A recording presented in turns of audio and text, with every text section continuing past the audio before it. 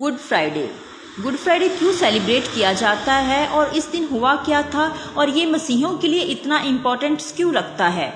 Good Friday کا مطلب ہے اچھا دن، اچھے دنوں کی شروعات۔ متی کی انجیل اس کا 26 باب اور اس کی 48ویں آیت۔ یسوع مسیح نے ہمارے گناہوں کی خاطر اپنے آپ کو کروسیفائیڈ ہونے کے لیے پیش کر دیا اور باپ کی مرضی کے تابع داری کی۔ یسوع نے دعا کی کہ اے باپ، اگر تو چاہے تو یہ پیالہ مجھ سے ٹل جائے، لیکن پھر بھی میری نہیں تیری مرضی پوری ہو۔ باپ کی تابع داری کی اور یسوع مسیح نے ہمارے گناہوں سے ہمیں نجات دلوائی۔ یہ ہمارے لیے بہت زیادہ امپورٹنس اس لیے رکھتا ہے کیونکہ خداوند یسوع مسیح نے اپنی جان تک ہمارے لیے دے دی۔ گڈ فرائیڈے والے دن یسوع مسیح کو 4 مراحل سے گزرنا پڑا: گتسمنی باغ، گبتھا، گلگتہ اور گور۔ پہلا مرحلہ گتسمنی باغ۔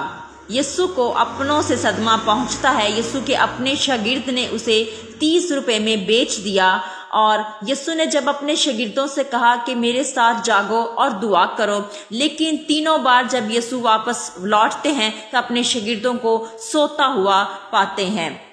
دوسرا مرحلہ چبوترا یعنی گبتھا کا مرحلہ۔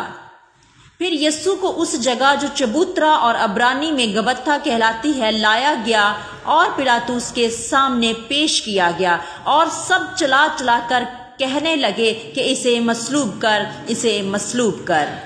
یسوع پر موت کا فتویٰ دیا جاتا ہے۔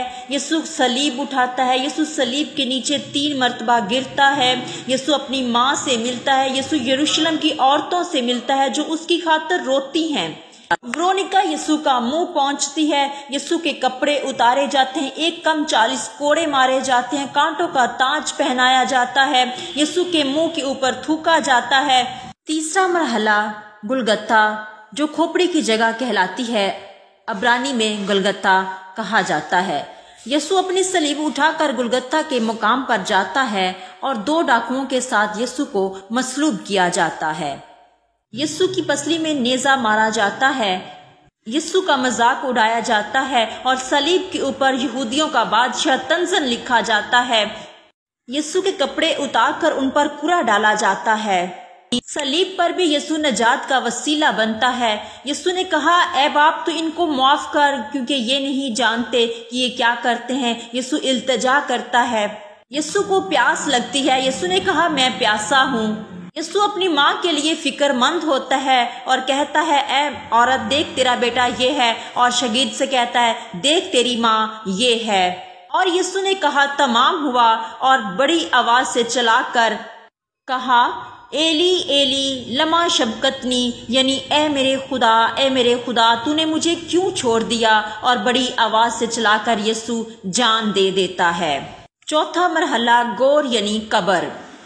ارمتیا کے رہنے والے یوسف نے جو یسوع کا شاگرد تھا پلاطس سے پرمیشن لے کر یسوع کی لاش کو اتارا۔ نیکدیمس 50 سیر کے قریب مور اور عود ملا ہوا لایا۔